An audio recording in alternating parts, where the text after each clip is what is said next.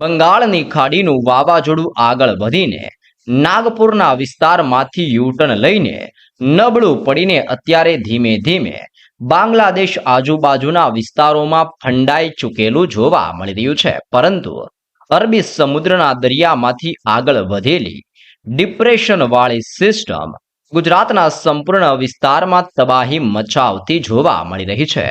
Depression વાળી આ સિસ્ટમની અસરોને જોતા અત્યારે તમે લાઈવ વરસાદીય મોડલોની અંદર જોઈ શકો છો કે હવે પછી સિસ્ટમનું દબાણ કચ્છના ક્ષેત્રમાં અને સૌરાષ્ટ્રના દ્વારકા લાગુના વિસ્તારોની અંદર વરસાદનું ભયંકર જોર વધતું હોય તેમ ગુજરાતની અંદર સૌરાષ્ટ્ર અને કચ્છના વિસ્તારમાં વરસાદનો ખતરો હવે પછી વધતો હોય તેવા દ્રશ્ય જોવા મળી રહ્યા છે.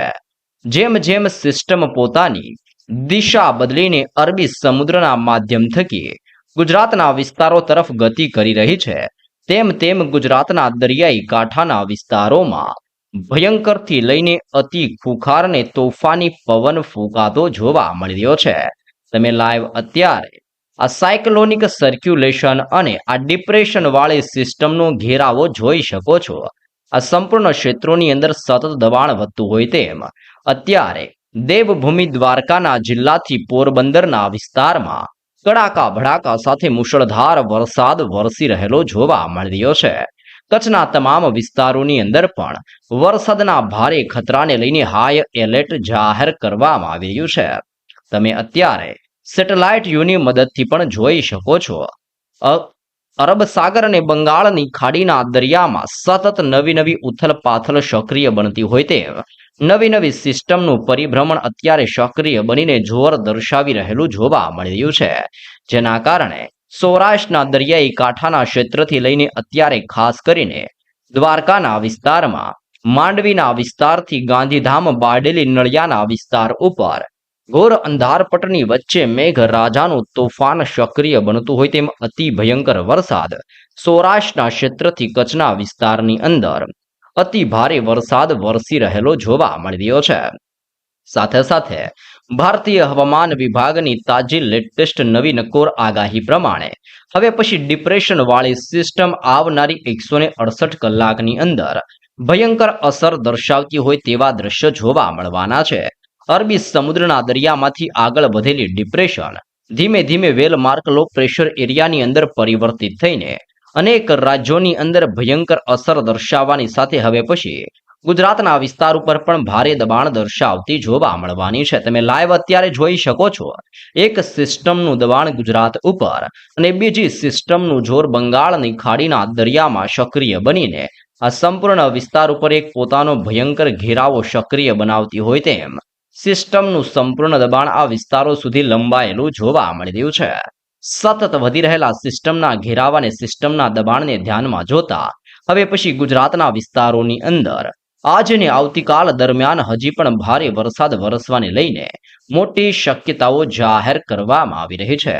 ભારતીય હવામાન વિભાગ દ્વારા પણ ગુજરાતના હવામાનની અંદર પલટાવ આવવાની સાથે હવે ગુજરાતમાં ભયંકર થંડરસ્ટોર્મ એક્ટિવિટી અને વીજળીના ચમકારાની સાથે વરસાદ વરસવાની નવી આગાહી ગુજરાત માટે દર્શાવવામાં આવી રહી છે. જી હા દર્શક મિત્રો, તમે પણ અત્યારે લાઈવ નકશાની અંદર જોઈ શકો છો. જેમ જેમ સિસ્ટમનું પરિભ્રમણ તીવ્ર બનીને અસર દર્શાવી રહ્યું છે તેમ તેમ હવે કચ્છના ક્ષેત્રમાં બનાસકાંઠાના વિસ્તારથી પાટણ મહેસાણાના જિલ્લાની અંદર ભયંકર દબાણ વધતું હોય તેવા દ્રશ્ય જોવા મળી રહ્યા છે. તેની સાથે સાથે સાબરકાંઠા અરવલ્લીના ક્ષેત્રથી મહીસાગર દાહોદના વિસ્તારથી પંચમહાલના જિલ્લામાં ખેડાના ક્ષેત્રથી ગાંધીનગર અહેમદાબાદના વિસ્તારથી સુરેન્દ્રનગર મોરબીના ક્ષેત્રથી જામનગરના જિલ્લાની અંદર ખાસ કરીને ગુજરાતની અંદર સૌથી વધારે જો વરસાદનો ખતરો ટોળાતો હોય અને સિસ્ટમનું ભયંકર દબાણ જો હવે સક્રિય બનતું હોય તો દેવભૂમિ દ્વારકાના વિસ્તારની અંદર વરસાદનો ભયંકર ખતરો ટોળાઈ રહ્યો છે. સાથે સાથે પોરબંદરના વિસ્તારની અંદર પણ અતિ ભારે વરસાદની શક્યતા દર્શાવવામાં આવી છે. જૂનાગઢના વિસ્તારથી ગીર સોમનાથ અમરેલીના પંથકથી ભાવનગરના વિસ્તારમાં હવે પછી ગાજવીજ સાથે વરસાદ તૂટી પડતો જોવા મળી શકે છે.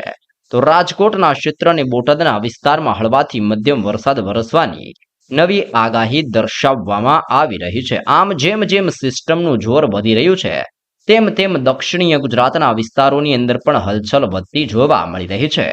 ભરૂચના ક્ષેત્રથી નર્મદા, તાપીના વિસ્તારથી સુરત, નવસારીના જિલ્લાથી ડાંગ અને વલસાડની સાથે દાદરાનગર હવેલીના વિસ્તારની અંદર પણ હવે પછીની આગામી 24 કલાકમાં મોટા પલટાવ સાથે વરસાદનું દબાણ અને ખતરો વધતો હોય તેવા દ્રશ્ય જોવા મળવાના છે. જી હા દર્શક મિત્રો, તમે જોઈ શકો છો બોટાદ, સુરત, આણંદના જિલ્લાથી અમરેલીના વિસ્તારોમાં, ભરૂચના વિસ્તારથી પોરબંદર, ગીર સોમનાથના વિસ્તારથી અહેમદાબાદ, જૂનાગઢ અને ભાવનગરના વિસ્તારોમાં કડાકા ભડાકા અને મુશળધાર વરસાદ સાથે હવે મેઘરાજાની ધમાકેદાર એન્ટ્રી થતી હોય તેમ આ સંપૂર્ણ વિસ્તારોમાં વરસાદ વરસવાને લઈને નવી નક્કોર આગાહીઓ દર્શાવવામાં આવી રહી છે. દરિયામાંથી પણ સિસ્ટમ ધીમે ધીમે પોતાની દિશા બદલીને હવે પછી ગુજરાતના વિસ્તારો તરફ આગળ ગતિઓ કરતી જોવા મળી રહી છે, જેના કારણે ગુજરાતના દરિયાઈ કાંઠાના વિસ્તારમાં ભયંકર કરંટ ઉદ્ભવતો જોવા મળી રહ્યો છે. તકેદારીના ભાગરૂપે હવામાન વિભાગ અને ભારતીય હવામાન વિભાગ દ્વારા આગામી 3 દિવસ માટે ખેડૂતોને દરિયો ન ખેડવા જવાની ગુજરાત માટે કડક સૂચનાઓ જાહેર કરવામાં આવી રહી છે. તમે અલગ અલગ વરસાદીય મોડલોની અંદર પણ પલટાવની સાથે ગુજરાતના વિસ્તારમાં જોર વધતું હોય તેવા લાઈવ દ્રશ્ય અત્યારે જોઈ શકો છો. બંગાળની ખાડીના ક્ષેત્ર અને ગુજરાતના વિસ્તારોની અંદર ફરી એકવાર સિસ્ટમના ભયંકર ઘેરાવાને અત્યારે સિસ્ટમનું પરિભ્રમણ લંબાતું હોય તેમ સતત નવી હલચલો સક્રિય બનીને ગુજરાત રાજ્યની અંદર વરસાદ લાવવા માટેનું ફરી એકવાર પુષ્કળ જોર હવે ગુજરાતમાં વધી રહેલું જોવા મળી રહ્યું છે. અલગ અલગ વરસાદીય સિસ્ટમોની અંદર પણ ગુજરાતના હવામાનની અંદર પલટાવ આવતા જોવા મળી રહ્યા છે. તમે અત્યારે લાઈવ જોઈ શકો છો કે બંગાળની ખાડીના દરિયામાં ફુખાર લો પ્રેશરનું દબાણ વધી રહેલું જોવા મળી રહ્યું છે. લો પ્રેશરની અસરો અને ગુજરાતના હવામાનની અંદર પણ ફરી એકવાર પલટાવ આવવાની શરૂઆત જોવા મળી રહી છે. આમ નવી લેટેસ્ટ આગાહી પ્રમાણે ગુજરાત રાજ્યમાં આજે અને હજી પણ આગામી 3 દિવસમાં તોફાની પવનો, બદલાઈ રહેલા વરસાદીય મોડલો અને ભારતીય હવામાન વિભાગની તાજી લેટેસ્ટ આગાહી પ્રમાણે સતત ગુજરાતમાં 3 દિવસ સુધી વરસાદ વરસવાની લેટેસ્ટ આગાહી ગુજરાત માટે દર્શાવવામાં આવી રહી છે.